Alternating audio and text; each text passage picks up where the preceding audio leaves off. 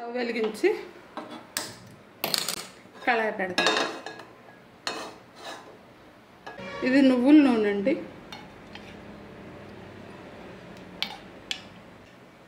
6 స్పూన్లు ఆయిల్ వేసుకున్నానండి. ఫ్రైకి ఎక్కువ పడుతుంది కదా. బెండకాయ ఫ్రై చేస్తానండి. ఆయిల్ బాగా వేడెక్కిందండి. శనగపప్పు, మినపప్పు, జీలకర్ర వేసుకుంటున్నాను. వెల్లుల్లి వేసుకుంటున్నాను.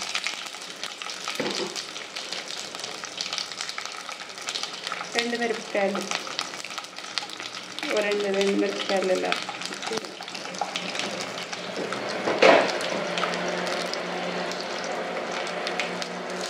ఒక రెమ్మ కరివేపాకు,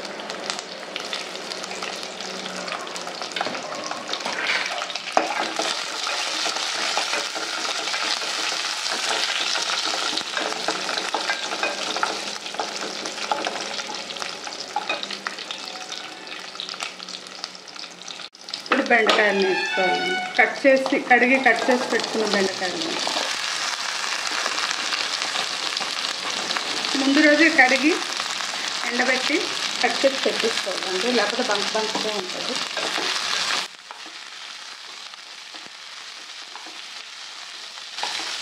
ఇలా చిన్న మంట మీద యాడ్ చేద్దామండి. చూడండి ఇలా వేగుతుంది కదా, చిన్న మంట మీద వేయాలండి.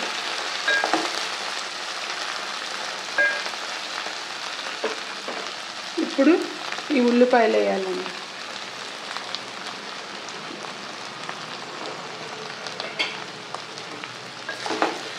నువ్వుల నూనెతో వండితే బాగుంటుందండి. టేస్ట్ బాగుంటుంది, ఒంటికి మంచిది. అది మిల్లు దగ్గర తెచ్చుకోవాలండి.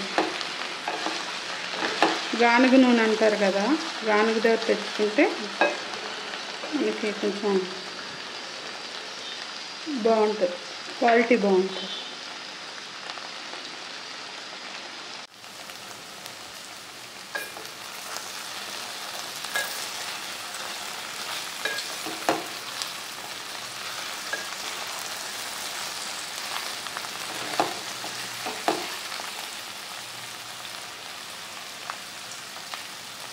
మూత పెట్టకూడదండి. మూత పెడితే బంకగా వచ్చేస్తుంది.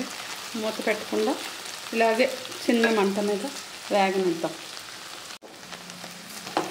ఈ విధంగా వేగుతుంది. ఇప్పుడు ఉప్పు, కారం, పసుపు వేసుకున్నాం. ఉప్పు లాస్ట్లో వేద్దామండి.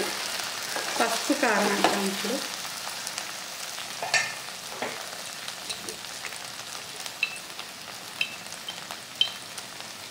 అర స్పూన్ పసుపు,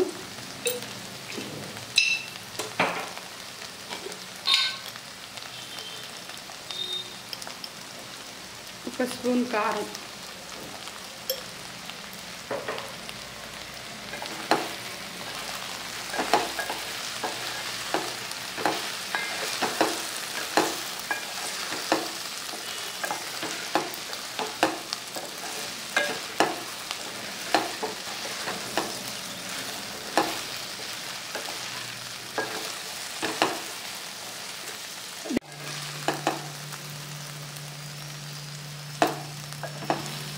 ఇంకాస్త ఫ్రై అవ్వాలండి. ఫ్రై చేశాక సాల్ట్, ఫ్రై అయిపోయింది అనుకోండి, సాల్ట్ వేసి దింపేస్తాం. చూడండి ఎక్కడ ముక్కలు అవ్వలేదు, ముక్క ఉడికిపోయిందండి. కొద్దిగా మసాలా అంతా కలవాలి కాబట్టి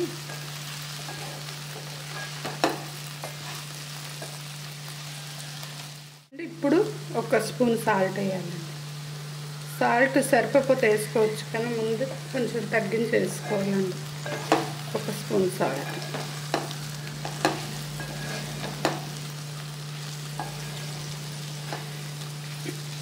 వెల్లుల్లి ఎక్కువగా వేసుకోండి. అందులో వెల్లుల్లి ఫ్రై అవుతుంది కదా, తినడానికి చాలా బాగుంటుంది. చూడండి ఉల్లిపాయలు లేట్గా వేసినా కరెక్ట్గా బాగా ఫ్రై. ఇంకొక నిమిషం ఉంచి స్టవ్ ఆఫ్ చేసేది. చూద్దామండి ఉప్పు సరిపోయిందా, ముక్కు ఉడికిందా లేదా.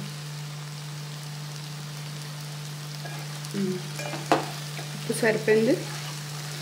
ముక్క కూడా బాయిల్ అయింది.